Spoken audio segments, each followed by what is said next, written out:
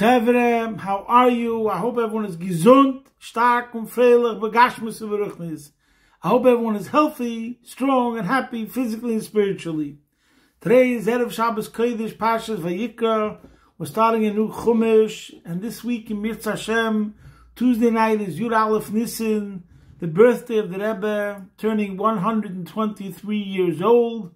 We start a new kapitel Tilim as the custom of Chassidim, that we start a new kapitel.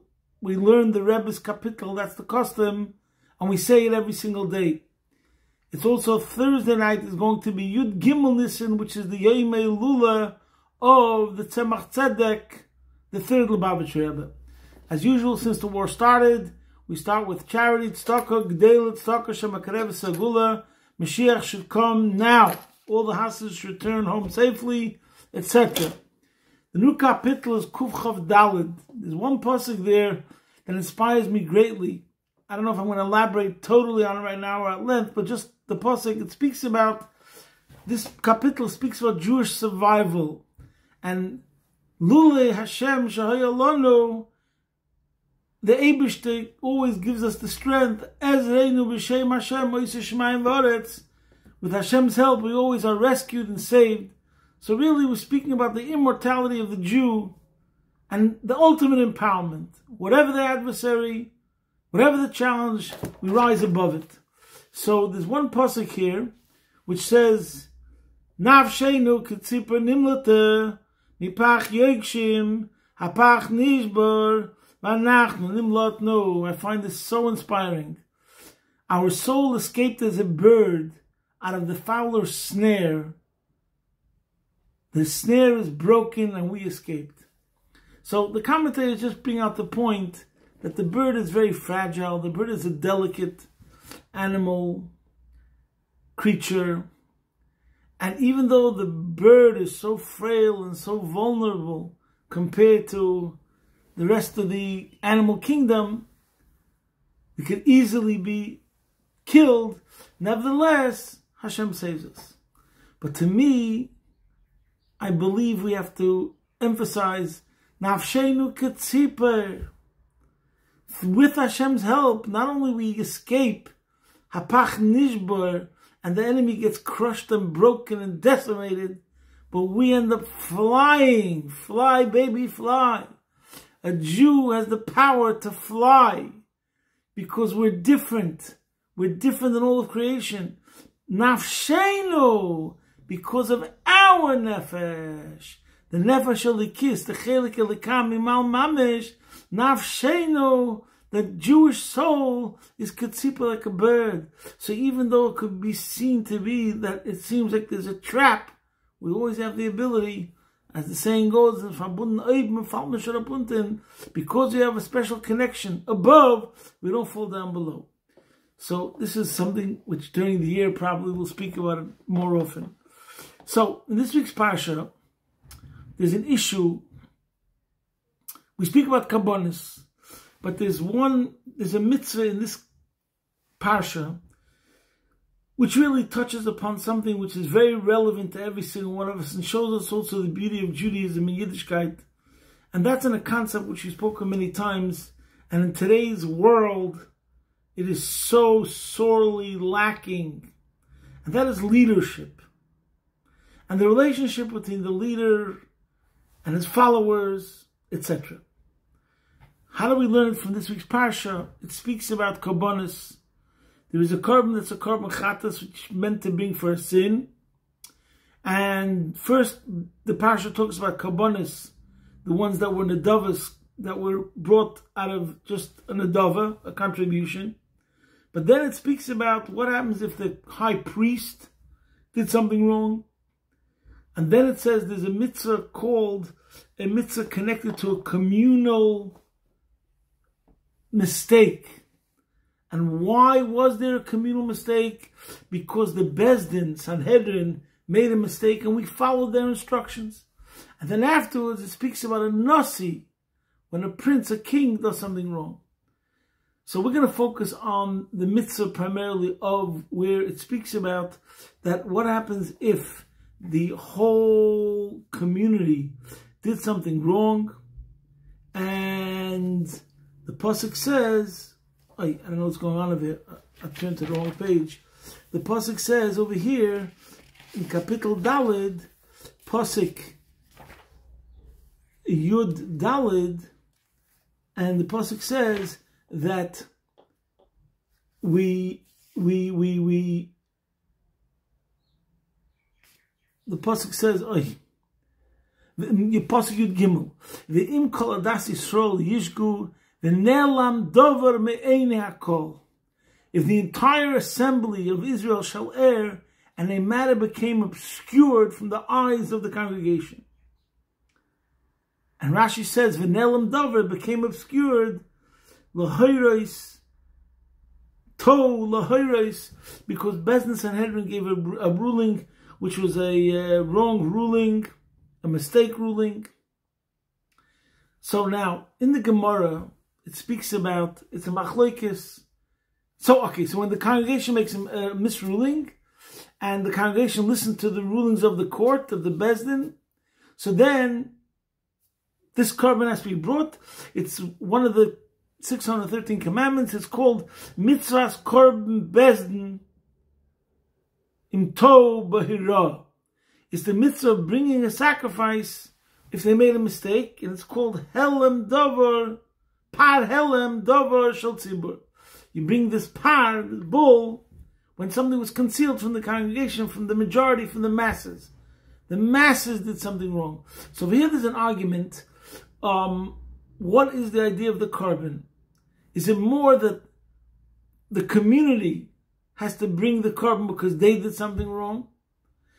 And therefore it's a sign, even though you got to ask, why should they have to bring a korban? What did they do wrong? They followed orders. You're meant to listen to the Rabbanim, no matter what. There's another pasuk that says that, and we'll learn that out. That you must follow the rulings of court, of the judges. That's also a mitzvah. So what did they do wrong? So the answer to that is, especially based on Chassidus, that means it shows that whatever they did wrong has a connection to them, and it shows, Hashem orchestrates in such a way that it shows that there's something that's lacking, there's something that's missing, there's a flaw, and Hashem brings it to our attention by allowing such a thing to happen, and then we all decide that we have to better ourselves. We'll soon talk about that a bit differently, but the same point. So some commentators say that it's primarily about the congregation, about the people. Some commentators, the Gemara, it's a machlokes, others say no. The congregation brings the korban because everyone in the end misstepped, did something wrong. But it's meant to be for the Rabbanim, also for the Sanhedrin. In other words, part of the idea of the mitzvah is to bring out the point that no one's perfect. Even the Sanhedrin could sometimes do something wrong. And it brings out the point that leaders have to be especially stringent to themselves, to think double, triple careful, that if they do something, they cause damage in a massive way, in a huge way, in a large scale. So that's also the lesson from this mitzvah, that leaders have to be especially careful, because they have to realize they could be either from the people that bring many to do the right thing or the wrong thing. But before we get into this idea, I think we could say a general point, which is a very important point in Avodas Hashem. I'm going to paraphrase what the Alter Rebbe says in chapter 29 as a message in life in general. And I'm talking from experience that I speak to many people going through hardships. And there's always different hardships, whether it's a COVID, whether it's the fires in San Francisco, etc., etc. It doesn't stop. People go through different challenges. And I deal with many people, students, etc. So the point is that there's one thing we have to remember in every single situation is that there's only one real answer. And what is that? Everything and everything is to make you stronger. That is the only reason. Now, what exactly is Hashem's plan and how He worked it out that it should be in such a way, that we'll find out when Mashiach comes. But what you have to know, bottom line is, that in every situation you have to look inside yourself and see how you can become better from it. You can learn from it. Now the Alter Rebbe in chapter 29 talks about Timtum Halev, which means the person is paralyzed spiritually. He feels nothing. He feels numb. He feels that nothing's moving him. He can't get motivated. He can't get stimulated. It's a very problematic situation. And the Alter Rebbe's solution is a very radical, drastic prescription called bitush, crushing. I'm not going to elaborate, see there. But what I want to focus on is two lines where the Alter Rebbe really gets to what's behind it all. And the Alter Rebbe says, my favorite doctor, that when you reach such a situation and you're asking why, I'm interested, I want to do the right thing, I'm a seeker, why is this happening to me? So the Alter Rebbe says two things, even though they're different, but the bottom line is the same. He says,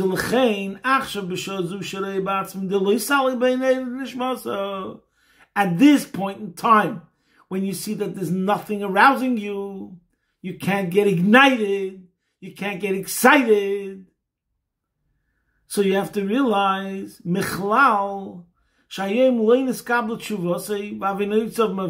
stop.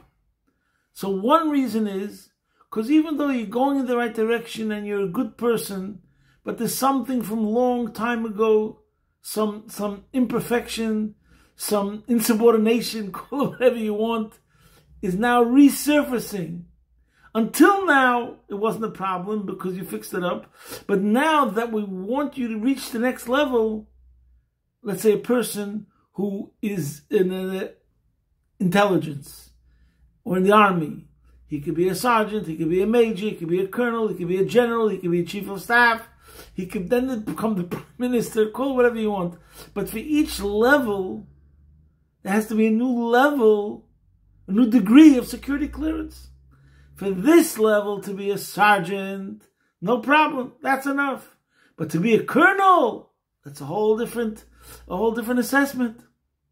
That's the first thing the Alter Rebbe says. That means this person, it could be that whatever he did was good for yesterday, but today, we're looking at it, we want you to advance, we want you to have a promotion. In order to get the promotion, you need to go through a deeper spiritual arousal, a more profound level of service. That's one idea. And then, which means glat. Hashem wants to elevate you. He wants you to rise. Which means a tshuva not on sin, but just a deeper bond, a deeper cleaving, a deeper dveikus, a deeper attachment with Hashem. So therefore he wants you to go through this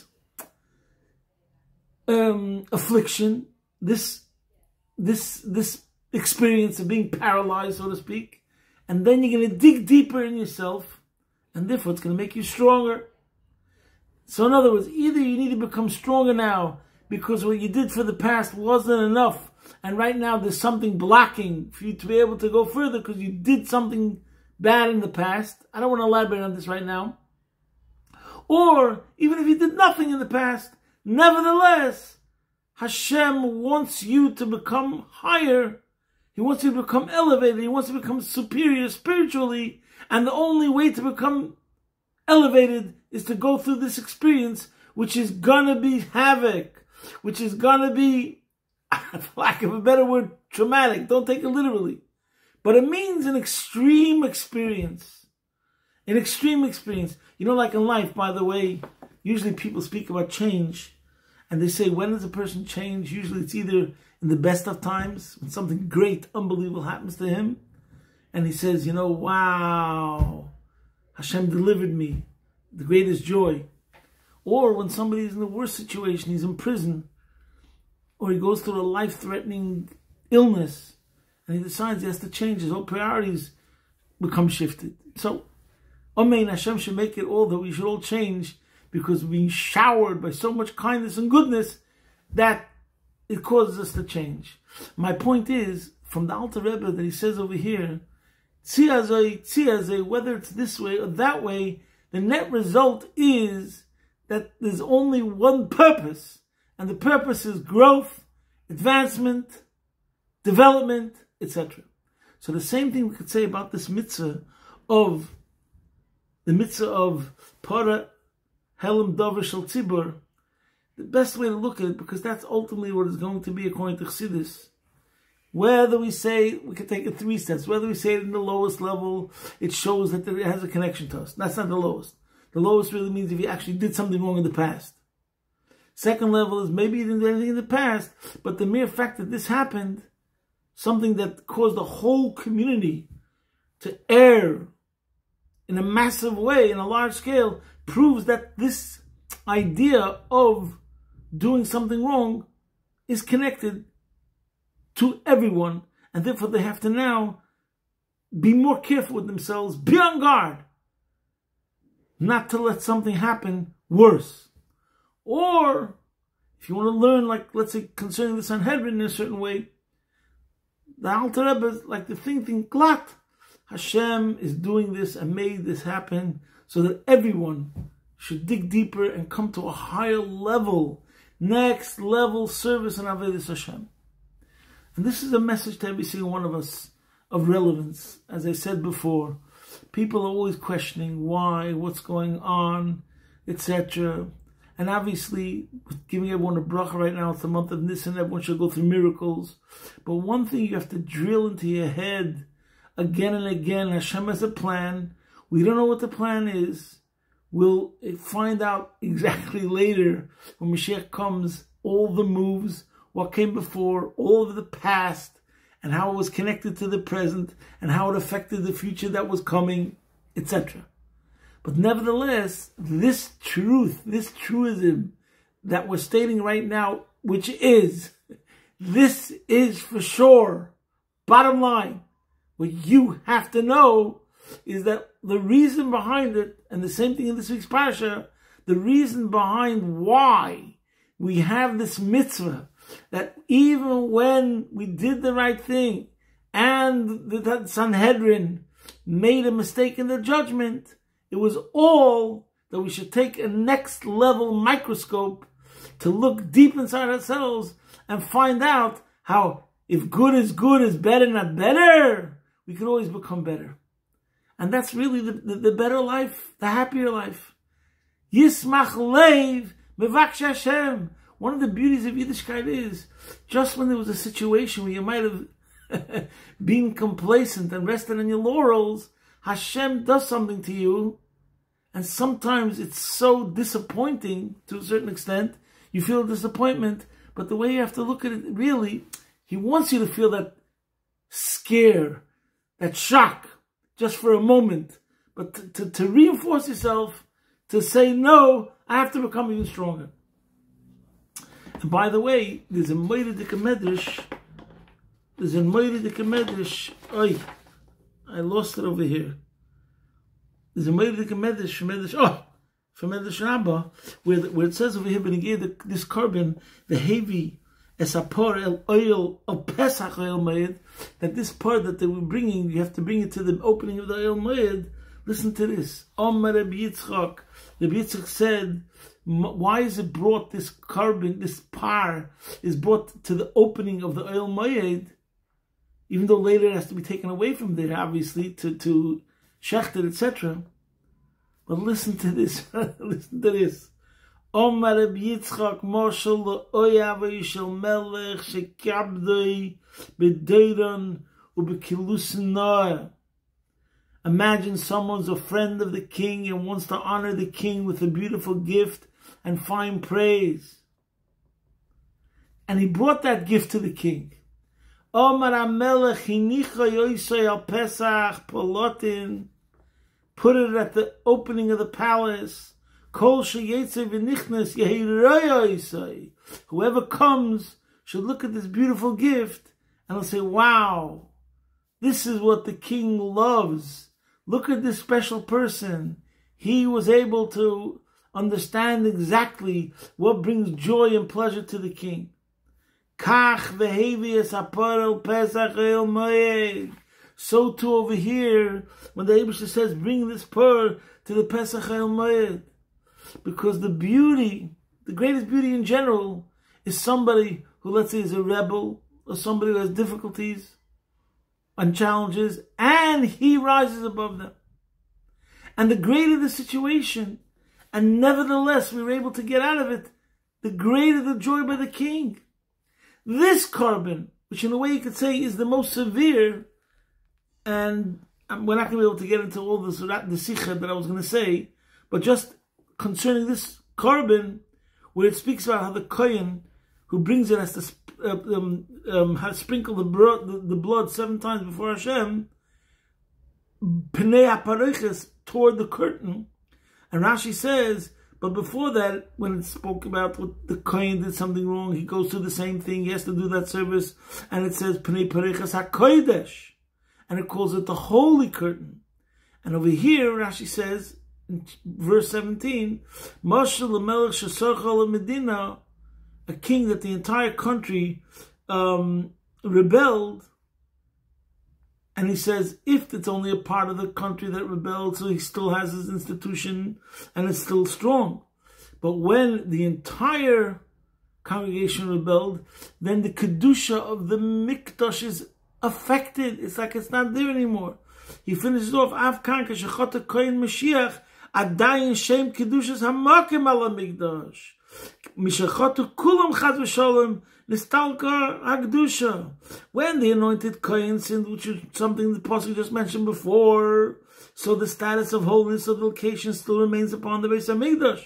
And therefore it said, Pnei HaPareches, that was HaKodesh. But Mishachatu kulam, once all of Israel has sinned, in this case, Chas v'shalom, heaven forbid, nistalka hagdusha, the holiness has departed. And now comes the chidush, that even in such a sin, and maybe you could say because of it, because of the gravity and the seriousness of the situation, and still they bring a carbon. The accomplishment of the carbon is that the Eibishter says this was the greatest gift. That's what the Medrash is saying. It's the most amazing gift. And we see from life, I know as a teacher, when you have students that are, as they come into the class or the beginning of the year, they're just no problem, they're easy, so it's beautiful and it causes a lot of nachas, no question about it. But the real nachas, whoever's the teacher knows, is that student who struggled and he came into the year one way, having difficulties in many areas, and maybe even in the basics, and he brought out from you more work, more attention, more involvement that had to be on the teacher's part. But at the end of the year, when you see what you accomplished with this student, wow, it gives you such nachas, and you're proud, you host nachas from the Talmud. And this is you look at it and you say, wow, look at this person. It reaffirms your faith in mankind, etc., etc. The Eibishter, when there was a problem, that the Sanhedrin is able to say we made a mistake, and they said we made a misruling. In other words, the truth. Open up to the truth. Don't be scared to admit that you made a mistake.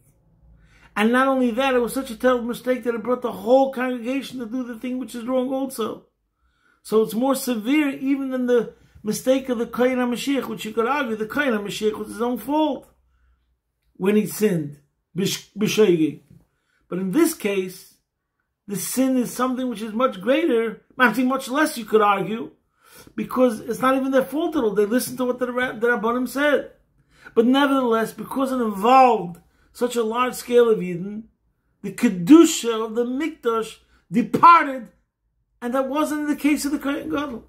And nevertheless, even though it was such a grave situation, a life-threatening spiritual, let's say, situation that caused the Shekhinah to depart, the Kedusha, call it, of the Mikdash to depart, nevertheless, when we did the Tshuva, that's the gift that we bring to the Eibishter with the carbon, obviously, was an internal change. We succeeded. We took this challenge, we went through this problem, we dug deeper, and we became stronger. and we offered that gift up to Hashem. So then Hashem takes pride in that. He hangs it up, puts it on display at the front entrance so that everyone should see exactly, wow, this is the greatest gift. The greatest gift is the transformation of man, that he works on himself to elevate himself for Hashem, etc. Okay, it's really, really late. I didn't speak about maybe not even half of what I wanted to say.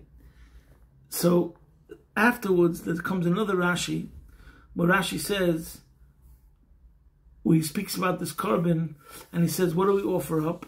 Pasuk Yud Tes, 2 psukim later, it says that Veskol Chel Bayarim, that you separate all its fats and you elevate, you bring that to Hashem, and it has to be placed on the Mizbeach. But Rashi says, Afal Pishle Pirish Kan, it doesn't say clearly, Yeseres Shtei Akloyes, the diaphragm, the 2 kidneys, but they also have to be placed on the Mizbeach. We learn it out from the next pasuk. But Rashi doesn't just say that the reason is because we're going to learn it out from the next pasuk. As we'll see there, see Rashi, I'm not going to elaborate now, I just want to bring out a point. But he says over here, the reason why the pasuk doesn't mention it is he brings another analogy. And I want to tell you, the same person gave this analogy in Gemara in Zvachim, Daf 41b. And this was Rabbi Shmuel. Rabbi Shmuel said, Tana debate Rabbi Shmuel, Mashal Melech Shazam al Oyevay. This can be compared to a king who became incensed at his loving friend. Umiyat B'Sechayna, the king was brief in his discussions of the friend's dishonor. Then Nechi Basay, because of the friend's love, because of his love for his friend. So it's a long sikh and Chiluk of Zayin. I truly suggest you look there, where the Rebbe explains why do we have to bring the analogy, the previous one and this one. Why this time he says Rabbi Shmuel, why that time he doesn't bring Rabbi Shmuel. So the point is that the reason why over here in Pasuk Yud Tes, the Rashi has to bring it is because once we already bring out the fact that the status of the Mikdash was changed, the severity of what was caused through what the Yidden did wrong, so to speak, that it made this mistake, then becomes the question, so why wouldn't the Torah state clearly how bad the carbon is, how bad, in other words, the Yidden have to rectify it, that they have to also put the diaphragm in the 2 kidneys. That brings out how much more you have to sacrifice, so to speak. So the question is, because we learned in Perek Yud Zayin the degree of the damage, even on a spiritual level, so the question becomes even stronger. Why doesn't the pasuk explicitly say how much is involved to atone for it? The diaphragm and the 2 kidneys also. So on that, Rashi has to bring now the analogy, and he has to also say who said it, Rabbi Shmuel, because there's a Mishnah in Negoyim that Rabbi Shmuel says, Rabbi Shmuel Eimer, B'nei Yisrael, Ani Kaparosan. The Mishnah over there is talking about Negoyim, afflictions that Jews have, and Rabbi Shmuel, but it's talking about a certain case, Taras, etc. But when Rabbi Shmuel speaks about the subject, he says immediately, may I be atonement, Ani Kaparosan, for the Jewish people. So the point that Rashi is saying over here is that even though we just said how severe and serious the condition is, the circumstances are when there's such a sin, nevertheless, even in such a case, and that's the Chidush, we don't elaborate more than we have to speak about the flaw. And that's why it's a Bishmol that we have to say his name this time, because he's the one that represents that concept. And he was a role model of that. Whenever he spoke about the Chesar and the Yid, he said, Ani Kaparosan, I should be an atonement. Which means that the same thing is with the Eibishter. It's not pshat that the Eibishter looks at us, that we did something wrong and now we're in trouble the truth is, as long as we're missing something, he's also missing something. You know, it's like people, let's say they belong to Lubavitch, and they say, oh, the problem with Lubavitch is, the problem with this. Hello, it's your child. You speak of it like it's a stranger. No. When it comes to your friend, you don't elaborate on what's missing. And this is what the Rebbe that takes the lesson. When we say that you have obviously soul, it's not pshat that you love another as a tutateva dem zulas, that you're doing a favor to another. No, that's it. On imalein, it affects himself. And especially if that person still finds himself in the negative circumstances, you feel as if you yourself is in Golus. And the Rebbe brings a moiridike example to this, the famous pasuk in Shmois and Yisrael, where it says, where Hashem says that I will carry you on the wings of an eagle. Hashem compares himself to the eagle. And Rashi says over there that just like an eagle is not worried about people from on top of him that are going to fly higher, he's worried about the hunter which is going to shoot arrow from the ground. So therefore, what does he do? He puts his children, the eagle puts his children on top of him. So mutiv yikonis hachetz bi v'loy bibni. The eagle says, I'd rather the arrow pierces me than my children. So this is an example that the Rebbe says that the Eibishter is saying he'd rather he carries the flaws than that it should be his children should be affected by it. Similar to what Rabbi Shmuel said, B'nei Yisrael ani kaparosam. So too over here, after we do say the fact that the status of the Beis HaMikdash was lowered, was affected, therefore it doesn't say HaKodesh over here. Nevertheless, because we now know that, we also have to reaffirm, restate, to make the conviction that even in such a case, we don't elaborate. We don't elaborate, and we don't speak of it. We say, you know what? I feel the pain. I have a flaw. Anyways, we have to stop over here, and there's still more to talk about. The idea of rabbis have to take responsibility. You have to realize, leaders, if you're a father, if you're a teacher, you have to realize the responsibility that you have. Whatever you're doing, your people are looking at you, your followers, ones that you're responsible for. So you have to be extremely careful. At the same time, we learn out from this how all you're not connected. We're all connected somehow. The leader with his congregation and congregation with the leader, we're all in this together. And finally, even if we talk about a situation, which can be the most severe situations, we have to always look at a situation and say, no one's really better than anyone else. We're all in this together. And as long as there's one Yid that doesn't feel himself part of Klal Yisrael, then I am lacking. I'm missing. It's not that he has a problem. I have a problem. And I have to look inside myself to find inside myself how I can improve this problem and be better. And I have to pray and do whatever I can to help that other person to bring him to a better place. Mazel tov for the Rebbe's birthday. Im Yirtzeh Hashem, hopefully we'll speak again before Pesach. Good Shabbos. Posting from my home, Be'ez Hashem Yisborech, your man in Melbourne.